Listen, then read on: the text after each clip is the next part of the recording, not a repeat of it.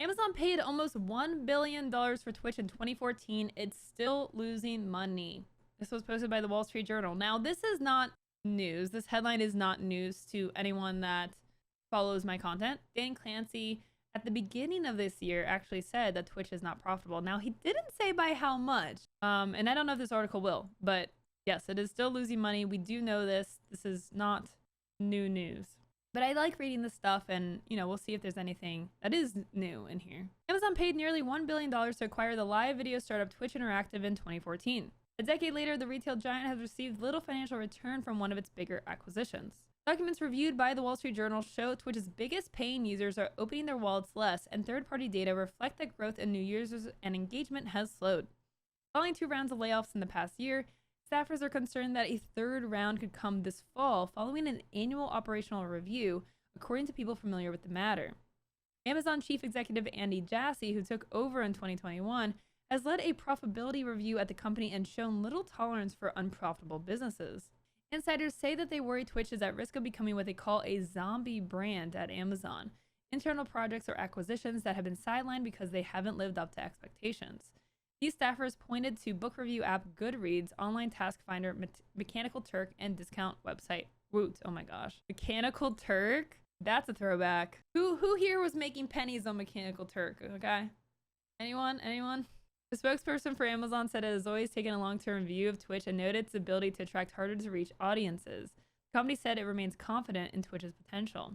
Amazon's journey with Twitch underscores the challenge companies face as they seek to grow through acquisitions, especially when they bet on trendy startups that aren't making money. Number of US Twitch users 2024 and 2025 are forecast. So the number of users has continued to go up. Twitch remains a tiny part of Amazon, continues to get millions of visitors a day. However, its business model is challenging. Enabling tens of thousands of simultaneous live streams is expensive, and the company has had to invest in tools to moderate the content. Insiders said the content itself poses challenges as long-form live video doesn't align well with selling ads. I'll be blunt, we aren't profitable at this point, Twitch CEO Dan Clancy said on the platform in January, shortly after the company laid off around 500 workers. More recently, Twitch closed its operations in South Korea, disbanded its safety advisory council, and raised prices on its subscription offerings for the first time. Broader trends aren't in Twitch's favor. Spending on video games has slowed, and consumer preferences have generally shifted to short, concise videos spanning a range of topics. There's a reason why I'm so focused on YouTube this year. I've been doing a lot of YouTube content, so if you're not subbed to my YouTube channel, you're missing out on the best things that we talk about in the stream. Because, not everyone can catch my 3-hour weekly stream. If you miss something, there's likely to be a video on YouTube. Still, Twitch has little competition for live streaming of video gameplay, and the company said it's seen success beyond video games with its Just Chatting category, which creators discuss a variety of topics with viewers, and that its sports, travel, and music sections are growing. The company said in a live stream in June featuring creator Kai Cenat and comedians Kevin Hart and Drewski, broke the company's North American record for most viewers when it reached 712,000 concurrent viewers. It surpassed a 2018 record set by musician Drake and Ninja, video game creator, which said its creators' connections with their audience can be beneficial for advertisers. The company's users have also included former President Donald Trump, rapper Post Malone, and pro race car drivers Charles Leclerc. I don't count restreaming your tiny rallies as using the tool. It's not like he went live and was like, "Attention Twitch viewers, everything they say about me is a lie. Thankfully Twitch, the best platform out there lets me speak the truth. Let me tell you the truth from my perspective, okay? The media is out to get me. And if you really want the truth, make sure to subscribe. It's $5 a month. What is $5? I mean, $5 is nothing. You might as well just give me $25. Give me that tier 3 sub, okay? For my campaign. To get me out of jail. For free speech. Free speech. Give me $20 for your free speech. Thank you. In 2011, Twitch was spun out of live streaming platform Justin TV with a focus on video games. About a year later, Amazon took up game publishing and saw Twitch as a vehicle for promoting its titles, which makes a lot of sense. I feel like there's no better platform to market video games on than Twitch. And if you're gonna make games and you have a platform that promotes games, that's huge, you would think. The company also sought to convert Twitch's mostly young male users into customers of Amazon's other businesses and further leverage the site's live video strength. For many early Twitch employees, working on the live streaming service was a passion project with little focus on profitability or accountability built into the company's culture. according to people familiar with the matter, which definitely makes a lot of sense. I mean, it definitely seemed that way. Some employees didn't take their job seriously after the acquisition. They added an attitude colloquially referred to in Silicon Valley as rest and vest. Producing profit was a problem from the beginning. Twitch executives presented a 3-year profitability plan during one of Amazon's annual reviews, only to reintroduce the same plan in subsequent reviews, according to people familiar with the matter. The tech giant has taken a mostly hands-off approach, current and former staff members said, as it focused on the company's bigger projects and businesses. In 2021, Amazon began integrating Twitch's ad sales team into its own, aiming to drive better results. This is number of hours spent on Twitch globally. So the number of users, so that's really interesting, right? Number of users has steadily increased since 2021, since 2019. It's always been increasing, but even post 2020, getting back to the real world, still going up. But if we look at the number of hours spent on Twitch, you had the big surge again, 2020, and it's steadily gone down since 2021. And that really aligns with the interpretation that most people love Twitch, and there's a lot of value to get from Twitch, especially if there's like a creator you really like. But overall, it's too, like, long form just has limitations, and people want the TLDR for a lot of things. They want the clips, they want the highlights. That's why they want the short form. Short form is huge for this reason. This really shows this trend of more users are on Twitch, but they're spending less time on Twitch. I mean, I don't know any other way to really interpret this. Overall, people just are spending less time.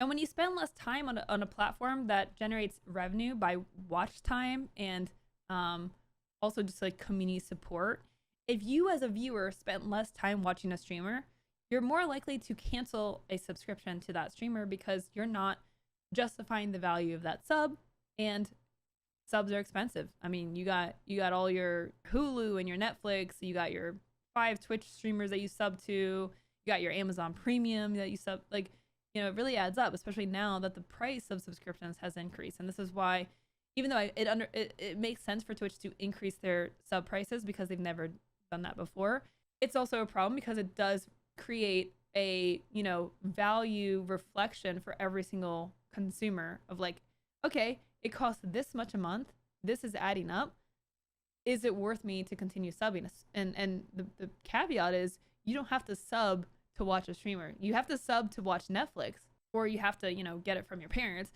but you do not have to subscribe or pay a streamer to watch their content for the most part, right? It makes it harder to justify that value. And when you're spending less time on the platform because you're busy, you don't have time to watch hours of content, you're headed back to work, so you can't like actually watch while you're at work. You know, a lot of reasons for this to be going back down becomes less justified. Amazon doesn't break out Twitch revenue figures. In 2023, the live streaming service generated about $667 million in ad revenue and $1.3 billion in commerce revenue, according to internal documents reviewed by the Journal. That amount accounted for less than 0.5% of Amazon's total 2023 revenue. Amazon is expected to post its second quarter results on Thursday, which this is a few days old, so I guess they've already done that. Fortnite and the pandemic. Twitch grew rapidly when its popularity soared from the success of the game Fortnite in 2018 and again during the pandemic's lockdowns, but its expenses rose too. The company spent more than $100 million on exclusive contracts for top broadcast talent and for the rights to stream major esports events, people familiar with the matter said. Invested in new products that it ended up abandoning or deprioritizing, such as communications platform, a karaoke offering, RIP Twitch Sings, and watch parties. Like, I feel like, man, Twitch Sings was something special. Twitch Sings was something special. Could you imagine offering Twitch Sings, like, integrated into Stream Together, right? Like, Stream Together just becomes this, like, tech for interactivity, basically, right? Like, stream interactivity, Stream Together, Twitch Sings, streaming together, Twitch Sings. The content! I don't know. I know it's not, maybe not, like, maybe there's not money to be had unless, like, you had to, like, buy the songs. Or you could unlock the songs by, like, your viewers could buy the songs for you, or you reach, like, a certain amount of subs, you unlock new songs.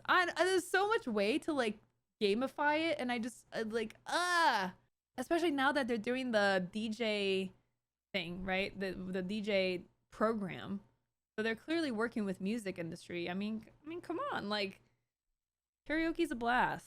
Anyways, this is mostly like me just wanting karaoke, not like is it the best business move? No, but I mean, it could be fun. If you can't be profitable when you have a surge in demand, you have something structurally wrong. I mean, yes. DJ program rollout is pretty abysmal so far. How do you mean tiny jams? That's interesting. Are you in it? Is that why you have like a DJ thing? Twitch DJ? Is that why you have that? I might have to get you on stream next week. Maybe we can have some time and chat about it. I'd love to know more. Just opted in. Interesting. I definitely would be curious. Maybe yeah, hit me up on Twitter or Discord or something if you want. No pressure. In recent years, Twitch's biggest payers, who are crucial to its revenue, have been spending less on the platform's subscriptions and donations to creators, according to documents reviewed by the Journal. Twitch takes a cut of those payments, and internal projections forecast that if that trend continues, the platform could shed nearly $250 million in revenue by the end of 2025. The company said overall commerce revenues continue to grow year over year. Twitch's advertising sales have plateaued since the pandemic ended, according to the documents and people familiar with the matter. Overall, the platform is the 18th largest source of US web traffic, down from 4th in 2014 when Amazon bought it, according to network analytics and security firm Nokia Deepfield. Web traffic is a measure of bandwidth used by the site. Last year, Twitch's longtime CEO and co-founder Emmett Shear left the company and was succeeded by Clancy, formerly executive at Google Nextdoor. Clancy joined Twitch as president in 2019 before taking the reins. In a state of Twitch memo issued to employees in May, Clancy listed improving the platform's mobile experience to drive shorter and more frequent user sessions as a critical goal.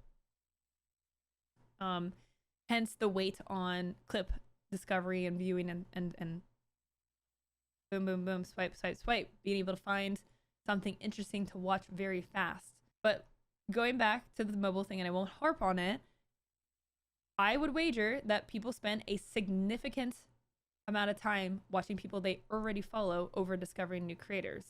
And while that is important to shift it slightly and make it easier to discover new creators and like reduce a lot of the friction that they've had in the past, you still got to make it very easy to find and see what the people you're following are up to. Reflective of that plan, Twitch introduced a different look to its mobile app, and we just went over that. If you're watching on YouTube, there's a video, and I actually show the app on stream and go through it, so check that out. Including a so-called discovery feed that is filled with short snippets from creator live streams, and it did release the app. Employees have criticized Clancy for his work trips to meet Twitch creators around the world and host live streams from various locations, as the company is laying off employees and saying it remains unprofitable. Which is a really good point to bring up. Dan Clancy has been like touring the world for months. Like all year basically. Has been going around. I mean, I don't know. Like, I get doing it, but doing it all the time does not seem like the best use of time. In a June email to employees viewed by the Journal, Clancy defended his actions and included the itinerary of his Europe trips with stops in France, Switzerland, and the Netherlands.